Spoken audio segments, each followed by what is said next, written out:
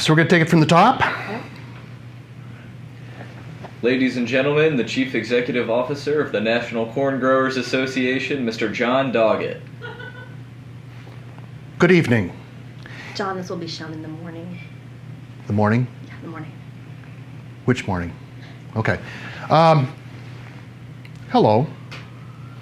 It's my pleasure to say a few words about, what the hell are the notes? What's the guy's name? Bob Dineen. Rob Shaheen? Bob Dineen. Bob Dineen. That's it, yeah. Is that Romanian? No, I think it's Irish. Figures. It's my pleasure to say a few words about my very good friend, Bob Dineen. Bob and I grew up together in central Montana. And many is the time that the two of us worked cattle together in the foothills of the Rockies. No, John, Bob's from Boston, Massachusetts. Boston, Massachusetts? Yeah, that's right. Figures. It's my pleasure to say a few words about my very good, close personal friend, Bob Dineen. Bob is a fine man. He's a fine man. He's kind to dogs. He combs his hair daily, and he drives on good tires. Bob, after 30 years of working with you, I wish you the best of luck. You're going to need it. Hi, this is Bill Lee.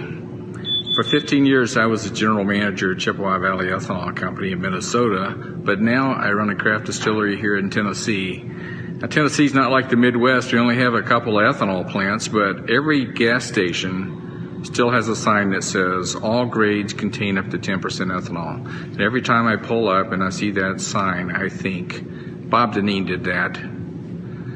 During my 8 years at the RFA Executive Committee, I got to watch Bob Dineen in action tackle an endless array of insurmountable obstacles. We had a powerful petroleum industry, well-financed oxygenate companies, competitive oxygenate companies, inflexible federal regulators, antagonistic environmental groups, and hostile state governments, and an industry itself which was an awkward and gangly mixture of large ag processors and farmer co-ops. Bob Dineen tackled all these obstacles with his unique combination of confidence, cheerfulness, and craft.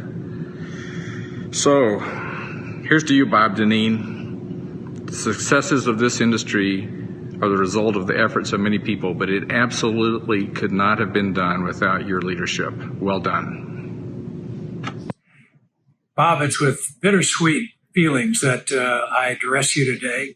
30 years of friendship, 30 years of extraordinary partnership, 30 years of accomplishment. You've done it all. You're an icon. And as an icon, you look back with great satisfaction, I'm sure, but enormous fulfillment at what you've been able to do with your remarkable leadership in the ethanol industry all these years. I will always consider you a close friend. I will always consider you a mentor and somebody that will have a huge impact on this country and this industry for a long time to come. Congratulations, dear friend. Hello, Bob. Congratulations.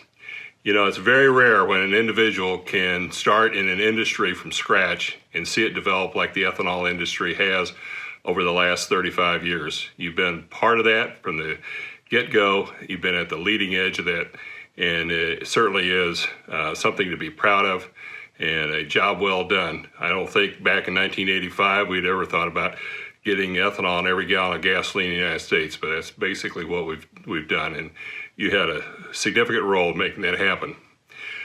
One financial tip for the future: I would not invest in Game 7 tickets at the World Series because it's going to be the Cubs over the Sox in 6.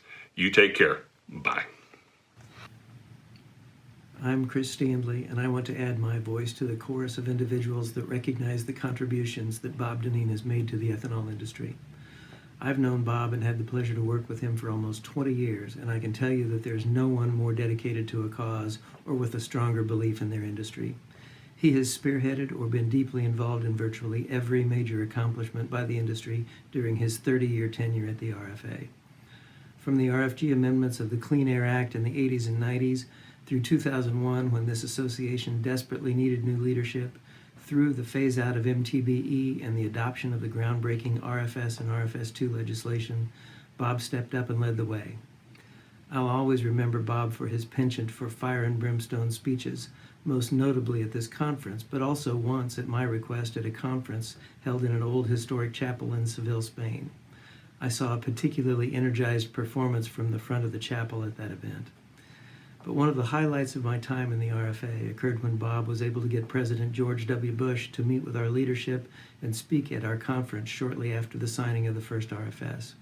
To meet a sitting U.S. president in person and to have him share the message that ethanol made from American corn would reduce the country's dependence on foreign oil was something special indeed. Thanks, Bob, for your dedication to this industry and to this association over the last 30 years. I wanted to take this time to congratulate and say thank you to Bob Dineen. Congratulations and whatever he's going to do going forward, and to thank him for his tremendous leadership with the Renewable Fuels Association and with the ethanol industry. I've been supporting and involved in ethanol since 1974. I worked with it in the state legislature, and when I came to Congress, one of the first people that I became acquainted with was Bob Dineen, and we have worked together over the years to advance the cause of ethanol, and we, I think, have been fairly successful. We haven't gotten everything accomplished, but we have moved this along substantially from where we were when we started. And a lot of that is because of Bob Dineen and because of the leadership that he's provided and his tremendous understanding of all of the issues in the industry, and he just has got a grasp of things that nobody else has. I wish him well as he moves ahead with whatever he's going to be doing, and we will miss him here. He's been a great friend and a great advocate. Bob, you're my brother. I have loved working with you and will continue to do so.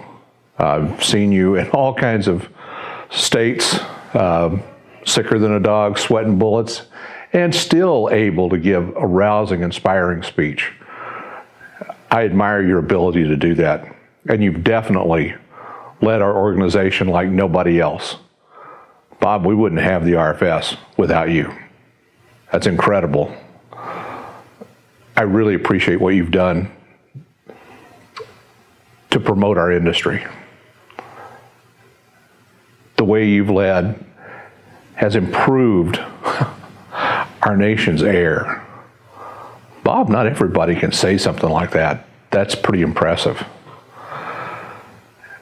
I know that you like to quote Churchill. I don't really care, but one of my favorites was our president who just passed.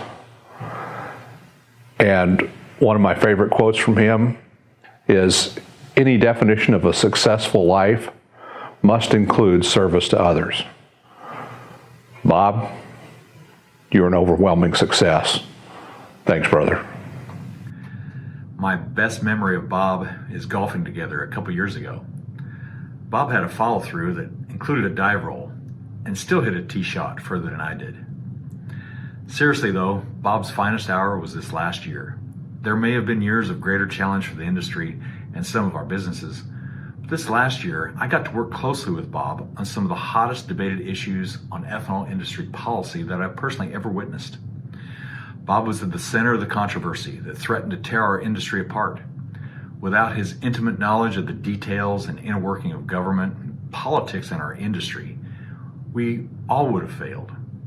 Despite attacks from those that should have been our partners, Bob persevered, and we are much better for it. Bob, I just want you to know that you've made an impact that few of us could make. Your eloquence, knowledge, experience, composure, and incredible knack of surrounding yourself with the best people. You've handed over the reins with grace and courtesy that we're all proud to just say thanks to a comrade at arms. I'm proud to call you my friend. Bob has been a tireless advocate on behalf of renewable fuels and a very influential and effective leader of the movement. The industry wouldn't be where it is today without Bob's tenacity and, of course, his dedication. It's been a pleasure working with you, Bob, on something so very important to Iowans. Thank you for everything you've done and for all the great work you'll continue to do moving forward. Bob, 30 years of service to this industry. Thank you. And it seems like a long time, but also seems like we're just getting started. I guess that's what changing the world is all about.